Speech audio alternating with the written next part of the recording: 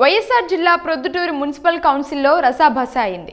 గత ప్రభుత్వంలో టిడ్కో ఇల్లు కూల్చేయడంపై చర్చ కాస్త రచ్చయింది. MLA Varadaraju Reddy, vice chairman Banga Reddy మధ్య వాగ్వాదం జరిగింది. వైసీపీ, టీడీపీ కౌన్సిలర్ల మధ్య వాదులాటతో కౌన్సిల్ సమావేశాన్ని బహిష్కరించి కౌన్సిల్ హాల్ నుండి మున్సిపల్ చైర్మన్ వెళ్లిపోయారు.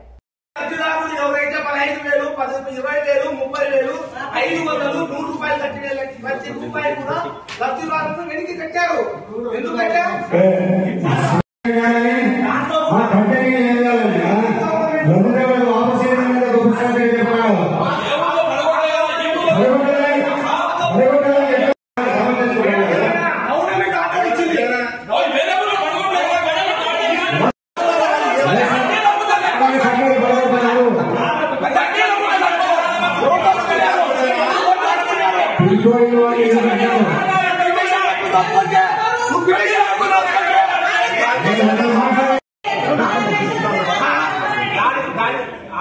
టిడ్కో ఇళ్ల గురించి వీళ్ళు కట్టింది 4 అపార్ట్మెంట్లు మాత్రమే. అంతా 300 ఇళ్లే కట్టింది. 4,000 ఇళ్లు కట్టాల్సిన క్రమంలో 300 ఇళ్లు కట్టి నిలబెట్టేసినారు. ఆ 300 ఇళ్లు కూడా ఎవరికి ఆడ ఇన్ఫ్రాస్ట్రక్చర్ తయారు చేయాలనే, రోడ్లు వేయాలనే, పైప్ లైన్లు ఇవ్వాలనే, ఇంకోటి ఎన్ని సమస్యలు వస్తాయి కాబట్టి అదంతా డిస్మాంటింగ్ గవర్నమెంట్ చెప్పింది. డిస్మాంటింగ్ చేశారు. దాన్ని ఫ్లాట్లుగా విభజించి ఇక్కడ ఉండే ప్రొద్దుటూరు నియోజకవర్గంలో ఎవరైతే ఉంటారో వాళ్లకు తక్కువ రేటుకు డిప్పు సిస్టమ్ లో ఇచ్చింది. ఎక్కడ దీంట్లో అవినీతి గానీ ఇంకోటి ఎక్కడ జరగలే. డిప్పు సిస్టమ్ లో ఇచ్చింది. ఇదంతా మున్సిపల్ కౌన్సిల్